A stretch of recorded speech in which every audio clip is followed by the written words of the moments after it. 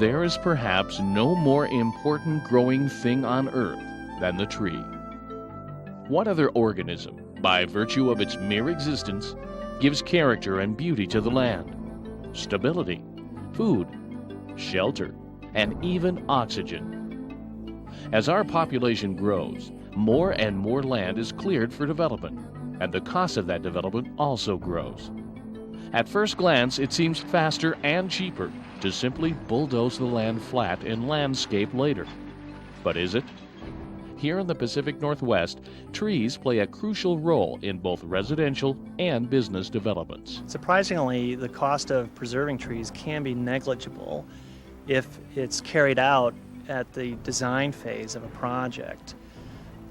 It becomes costly once you start to implement preservation after the design phase and construction has started. Look at this typical housing development. Now, look at this one. Which has more character, more livability, more intrinsic value? This video is going to show you that, with pre-planning, the trees on a construction site can be preserved in a manner that enhances the overall quality, appearance, and value of the development. A good example of this kind of development is Village Wisteria in Bend, Oregon. Our main concern being over how to protect the wonderful asset that this particular property has, and that is wonderful stand and grows of great, wonderful trees that we'd like to be sure that we do everything we can to enhance our development by protecting those trees. Most developers have good intentions and think they're doing all they can to protect trees. The preservation of trees takes more than good intentions. It takes pre-planning, protection during construction activities, and post-construction monitoring and maintenance. We need to be conscious of the fact that our development techniques in the past have been to sprawl out beyond city limits and to take the raw, cheap land and to put housing development after housing development on it. And I think our project in particular will be monumental in as much as it'll take an infill site within an urban growth boundary and show how we can have better densities and livability through the creation of community. Kevin Raye is a developer that was studying new urbanism and was really thinking out of the box in terms of what kind of development we've had in Bend up to this point.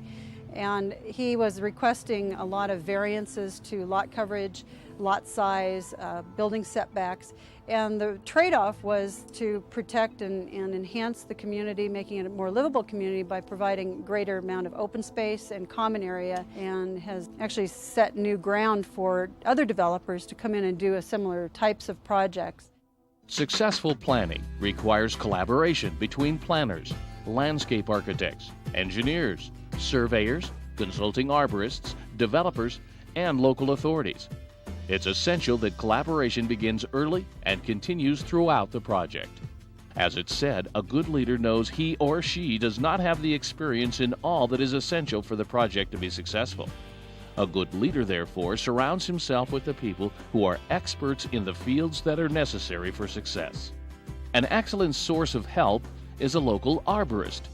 When made a part of the development team in the early phases of the project, their knowledge can be invaluable to tree preservation efforts. If a question comes up, you've got somebody there that can answer it quickly so the construction can keep on moving quickly. So you start saving money there. There's not much you can do to repair damage, but there's a lot you can do to keep damage from happening. We're doing all the tree work before they do the groundwork so that we aren't going over the same thing twice. It cuts down on the tree work expense, and also will make it look a lot nicer as they're building and developing. And by having your trees pruned up in advance of the building, it begins to look like a nice lot before you even start in on the building. To effectively incorporate a development into the existing landscape, it is crucial to evaluate the site's natural resources. The data collected can answer the questions of which trees to protect and how to best protect them, as well as which trees to remove or transplant. The data can also suggest areas that would be best suited for open space enhancement and the planting of additional trees.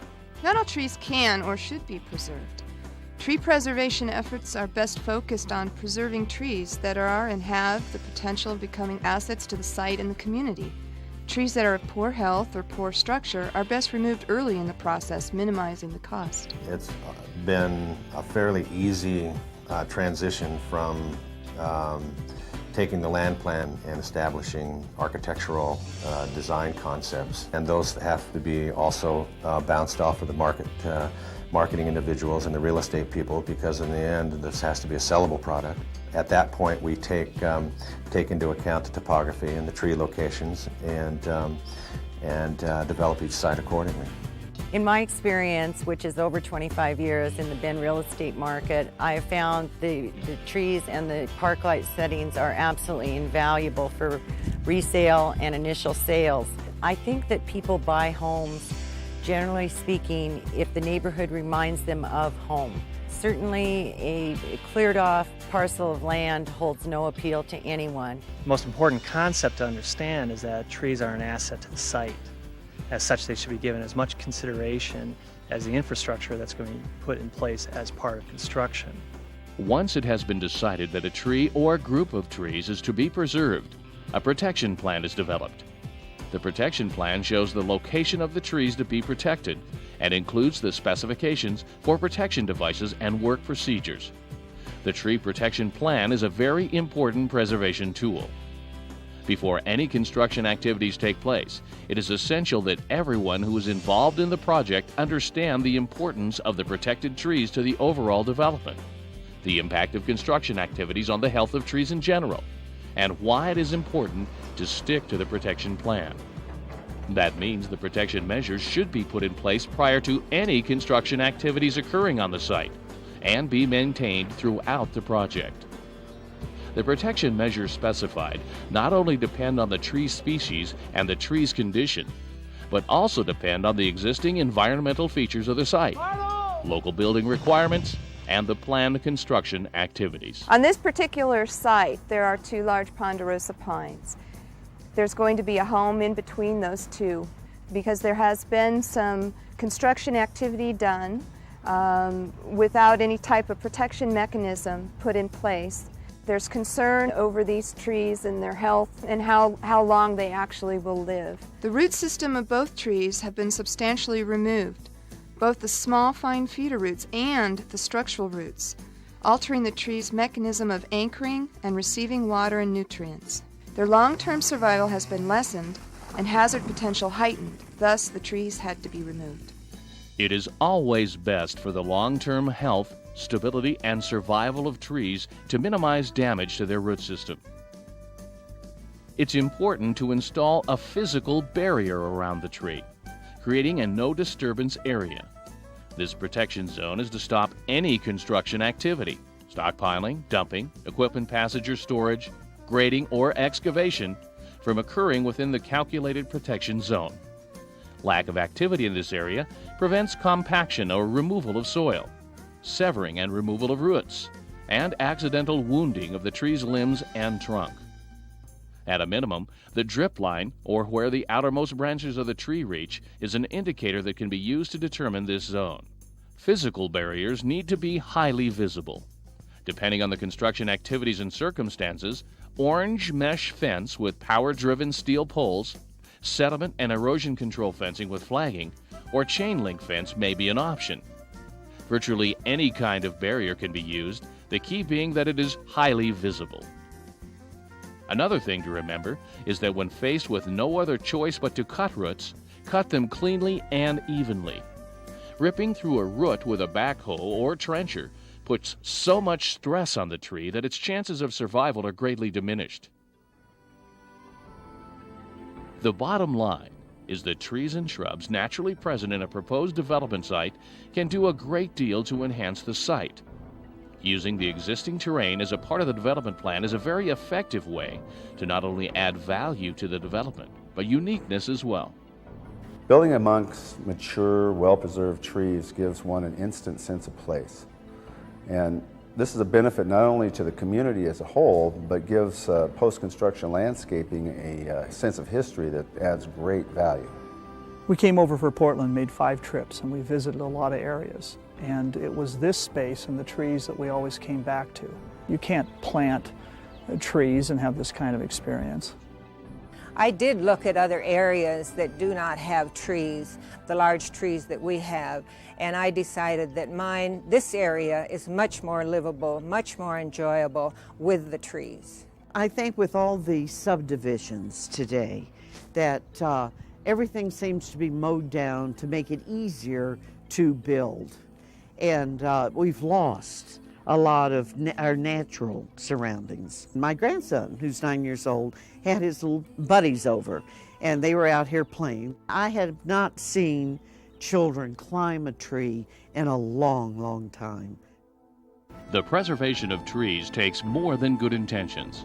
It takes pre-planning, protection during construction activities, and post-construction monitoring and maintenance. If your development doesn't look like every other development, you've got a better product to sell. And if it has natural landscaping and mature trees, you can get a better price. A development that successfully saves and preserves native high-quality trees is a showcase for the developer, the contractor, the community, and the neighborhood as a whole. It shows a commitment by all parties involved to preserving native species. Actually, as far as I'm concerned, it really is a responsibility of the architect or the land planner to be able to maintain and keep as many of the existing trees, ponderosa pines, particularly inside the urban growth boundary. I didn't know it when I moved in, but I found that the trees are quite a benefit as far as energy savings. For instance, today as we stand here, it's about 96 degrees out here, and I just looked in the home and it's 76. It's a lot more labor intense to work around the trees as far as the labor end of it. To still have the trees standing at the end is worth the labor.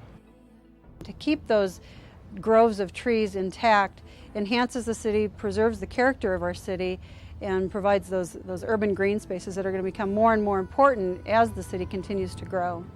I'd always look for a house with trees, and the bigger the better, because the shade is really beneficial and they're great looking.